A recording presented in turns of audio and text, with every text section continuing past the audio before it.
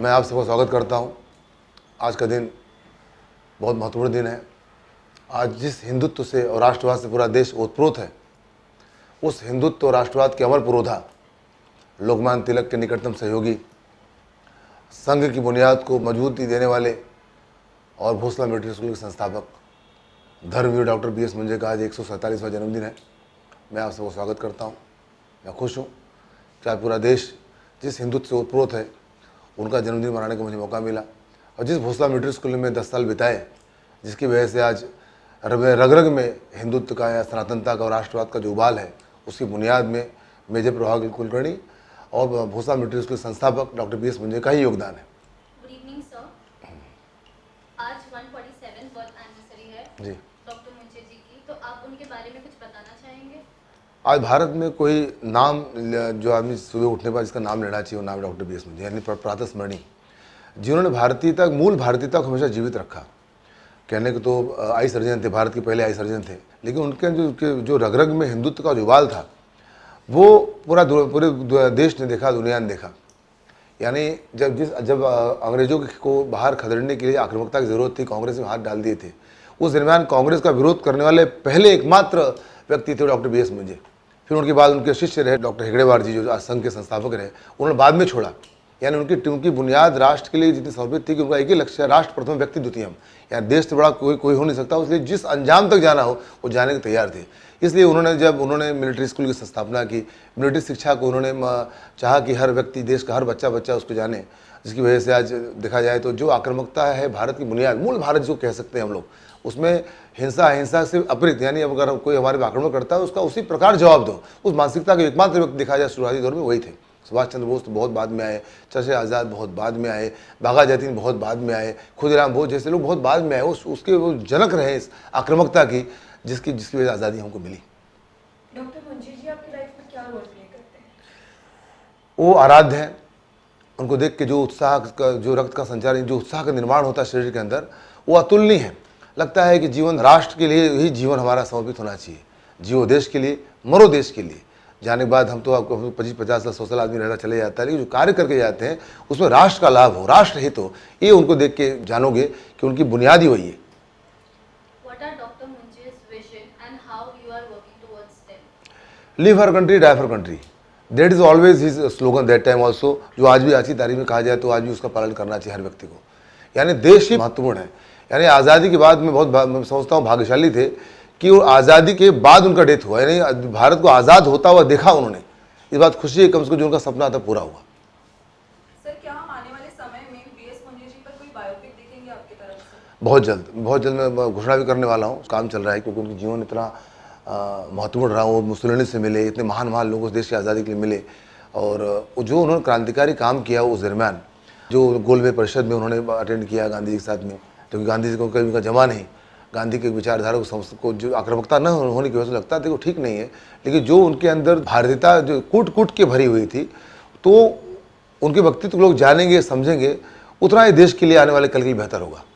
आपकी फिल्म राष्ट्रपुत्र कांस फेस्टिवल में सम्मानित हुई है, आपका क्या रिएक्शन था उस पर? बहुत खुश हूँ मैं। और भारत की पहली फिल्म है पैट्रियाटिक, यानी राष्ट्रवादी विचारधारा उत्तरो, जो कांस में फिल्म फेस्टिवल दिखाई गई, और वहाँ के लोगों ने उसको प्रतिसाद भी किया। मतलब खुशी भी हुई कि भारतीयता, वो चाहते थे कि भारत की चीज़ों को मिले। आज की तारीख में भारत के अंदर जो हिंदी फिल्म बनती हैं या दूसरी फिल्म बनती है, उस पर बाहरी लोगों का हस्तक्षेप होता है, यानी बाहर का लुक दिखाई देता है। तो वहाँ के लोग की इच्छा है कि आप हिंदी फिल्म बनाते हो या भारतीय फिल्म बनाते हो, उससे भारतीयता हो, वो भारत को जानना चाहते हैं फ्रांस के लोग, बाहर के लोग।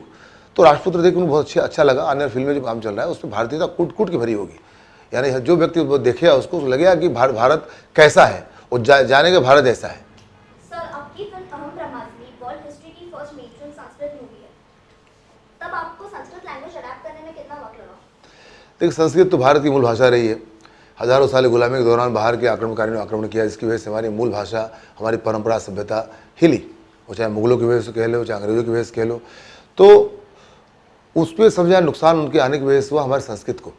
तो जब मैं स्कूल कंप्लीट करने के बाद सोचा कि क्या काम करना है, नौकरी चाकरी सभी लोग कर रहे हैं और उससे परिवार चलाएं, बाल बच्चे पैदा करें, क्या करें, तो उस दरमियान में लगा कि ये तो सभी लोग कर रहे हैं, हम क्या करें।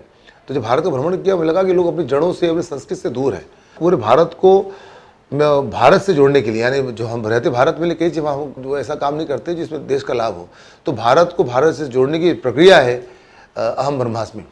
तो संस्कृत फिल्म बनाई, बहुत दिक्कतें हुई लेकिन अच्छा रहा, प्रसाद मिला। जो ज़बरदस्त फिल्म आज पूरे देश में जो संस्कृत को लेकर उबाल है, जो आक्रामकता है, जो एक उद्घोष चल रहा है अहम ब्रह्मास्मि का, उसमें हमारा योगदान रहा। और बहुत खुश हूँ कि पूरा देश इस संस्कृत के लिए समर्पित है।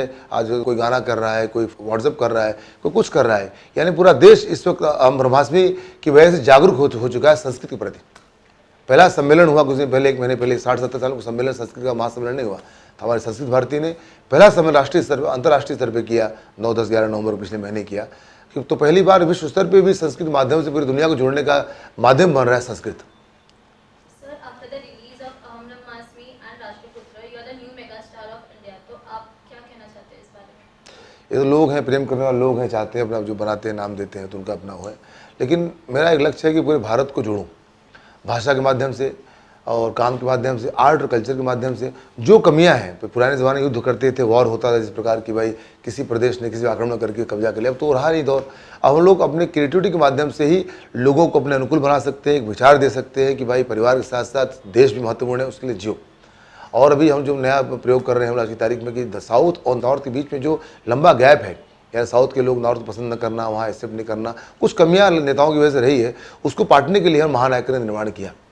और महानायकन के माध्यम से तमिल को भी भारत के कोने में ले जा रहे हैं, और संस्कृत तो हर जगह जा ही रहा है, इसमें कोई दो राय नहीं। बहुत उम्मीद है कि प्रसन्न हूँ कि जो भाषा के माध्यम से जो कमियाँ लोगों ने नेताओं ने पैदा की, उसको भी काफ़ी हद तक हम ठीक कर सकते हैं आने वाले कल में।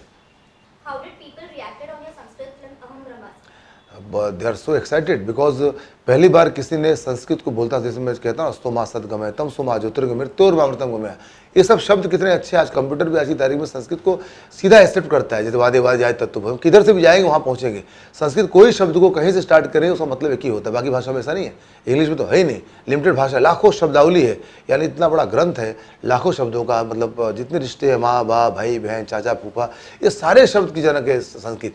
सबको संस्कृत ने अलग अलग नाम दिया है, नाती पोते बुआ अंकल, वहाँ तो अंकल बोल दिया खत्म हो गया, भतीजा, एक ही शब्द है जिसमें सब आ जाते हैं।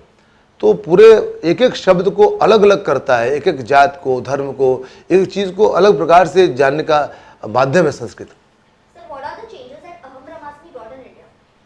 आज की तारीख में पूरा देश एक्साइटेड है, पूरे देश में संस्कृत की बातें चल रही। पहले कोई बात नहीं करता था, आज मैं हर दूसरा व्यक्ति संस्कृत के बारे में बोल रहा है, बात कर रहा है, जानना चाह रहा है, सुनना चाह रहा है, वो चाहता है कि हम बोलें। कई लोग तो मैं मिलता हूँ, उनको अफसोस होता है कि भाई हमारे गार्जियन ने नहीं पढ़ाया, क्योंकि उनको लगता है संस्कृत की इनकम नहीं है। जो हम नहीं करेंगे तो कौन करेगा? संस्कृत के बारे में मैं नहीं बोलूँगा, आप नहीं बोलोगे, हमारे देश के लोग नहीं बोल, कौन बोलेगा? अमेरिका लंदन से बाहर थोड़ी बोलने वाले हैं। अब फ्रांस में जाओ, फ्रांस के अंदर तो वो अपनी भाषा के सिवा किसी भाषा में बात नहीं करते, फ्रेंच ही बोलते हैं।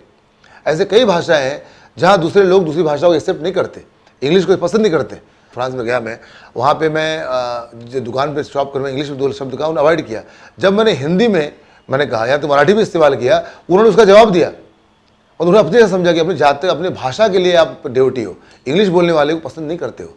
आपका जो भी भाषा है, चाहे मराठी हो, चाहे वो पंजाबी हो, तमिल हो, हिंदी हो, आप अगर जाके बोलते हो उन लोग को तो वो आपको एक्सेप्ट ज़्यादा करते हैं, न कि इंग्लिश बोलने के हिसाब से।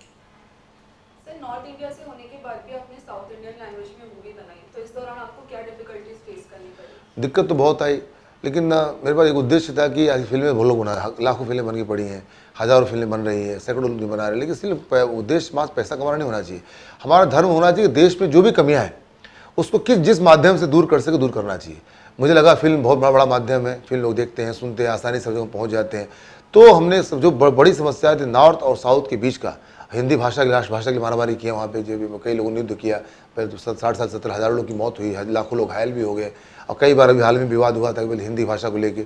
तो सवाल है कि एक मेरी भाषा मालूम है, मैं मराठी बोलता हूँ या तमिल बोलता हूँ, तेलुगु बोलता हूँ, मेरे लिए अपने लिए हो सकता है, लेकिन पूरे भारत को जोड़ने वाली जो भाषा है वो जानने के लिए वहाँ नाराज़गी, तो नाराज़गी को मैं दूर करने की कोशिश किया। मैंने उनकी चीज़ों को उनकी भाषा में बनाया, वहाँ मैं अपनी बात भी कह रहा हूँ, उनकी बात भी लोगों तक पहुँचाने की कोशिश कर रहा हूँ।